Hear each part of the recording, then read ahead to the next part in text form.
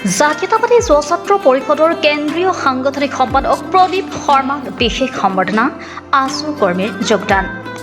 লখিমপুৰৰ চাউলধোৱাস্থিত ৰূপহী girls M E স্কুলত বিশেষভাৱে সম্বৰ্ধনা জনোৱা হয় কেন্দ্ৰীয় নেতাগৰাকীক।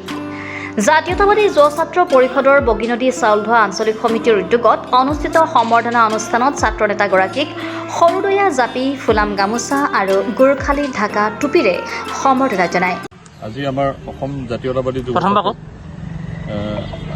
অসম জাতীয়তাবাদী যুৱ ছাত্ৰ পৰিষদৰ বগীনদী চাউলধোৱা আঞ্চলিক সমিতিৰ কাৰণে এটা সুখবৰ। সদৌ অসম ছাত্ৰ সন্থাৰ লখিমপুৰ জিলা সমিতিৰ প্ৰাক্তন সাংগঠনিক সম্পাদক ওম প্ৰকাশ হাজৰিকাই অসম জাতীয়তাবাদী যুৱ ছাত্ৰ পৰিষদৰ নীতি আৰু আদৰ্শৰ প্ৰতি আকৃষ্ট হৈ আজি আমাৰ সংগঠনত যোগদান দিছে।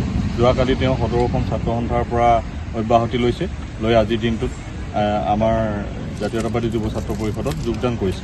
আমি আশাবাদী ওম প্ৰকাশ হাজৰিকাৰ যি যোগদান, এই যোগদানে অসম জাতীয়তাবাদী যুৱ ছাত্ৰ পৰিষদৰ বগীনদী চাউলধোৱা আঞ্চলিক সমিতিৰ লগতে লখিমপুৰ জিলা সমিতিখন শক্তিশালী কৰাত এক অৰিহণা যোগাব। আপোনাৰো অনুভৱটো জানিবলৈ বিচাৰিছোঁ, যিজন দুবাৰ কেন্দ্ৰীয় সাংগঠনিক সম্পাদক হিচাপে আজি আপোনাকো সম্বৰ্ধনা জনালে, যিহেতু কওকচোন আপোনাৰ অনুভৱটো কওক।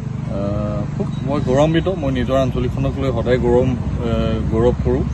বগীনদী আঞ্চলিক সমিতিখন মোৰ নেতৃত্বতে প্ৰতিষ্ঠা হৈছিল। মই এই আঞ্চলিক সমিতিখনৰ প্ৰতিষ্ঠাপক সাধাৰণ সম্পাদক আছিলোঁ আৰু পৰ্যায়ক্ৰমে গৈ মই জিলা সভাপতিৰ দায়িত্ব পালন কৰি দুবাৰকৈ কেন্দ্ৰীয় কাৰ্যনিৰ্বাহকৰ দায়িত্ব পালন কৰি আজি পুনৰবাৰৰ কাৰণে আমি সাংগঠনিক সম্পাদকৰ দায়িত্ব পালন কৰিছোঁ।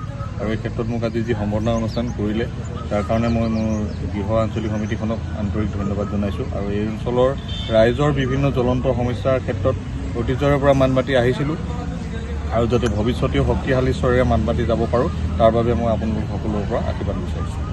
এই অনুষ্ঠানত সদৌ অসম ছাত্ৰ সন্থাৰ লখিমপুৰ জিলাৰ সাংগঠনিক সম্পাদক ওম প্ৰকাশ হাজৰিকাই আনুষ্ঠানিকভাৱে জাতীয়তাবাদী যুৱ ছাত্ৰ পৰিষদত যোগদান কৰে। লখিমপুৰৰ পৰা ভুৱন গৌতমৰ ৰিপৰ্টাৰ লাইভ অসম। আপুনি সদৌ অসম ছাত্ৰ সন্থাৰ পবিত্ৰ মজিয়াত বহু বছৰ আপুনি থাকিলে, কাম কৰিলে, আজি এজুৱাচিপি যোগদান কৰিলে, অকণমান কওকচোন। মই 2005 চনৰ পৰা 2022 চনলৈকে সদৌ অসম ছাত্ৰ সন্থাত সক্ৰিয়ভাৱে অংশগ্ৰহণ কৰিছিলোঁ আৰু বিভিন্ন অনুষ্ঠান প্ৰতিষ্ঠান কাৰ্যসূচীত যোগদান কৰিছিলোঁ। বিগত 2022 চনত কিছু শিক্ষকতাৰ বৃত্তিৰ লগত জড়িত হোৱাৰ বাবে মই সক্ৰিয়তাৰে সময় দিব পৰা নাছিলোঁ। তাৰপিছত মই সমাজৰ বিভিন্ন কাম কাজবোৰ আধৰুৱা হৈ আছিল। এই কাম কাজসমূহ এতিয়া আমি কৰিবলৈ আগবাঢ়িছোঁ আৰু আমাৰ বিশেষকৈ চাউলধোৱা অঞ্চলৰ বিভিন্ন সমস্যা আছিলে।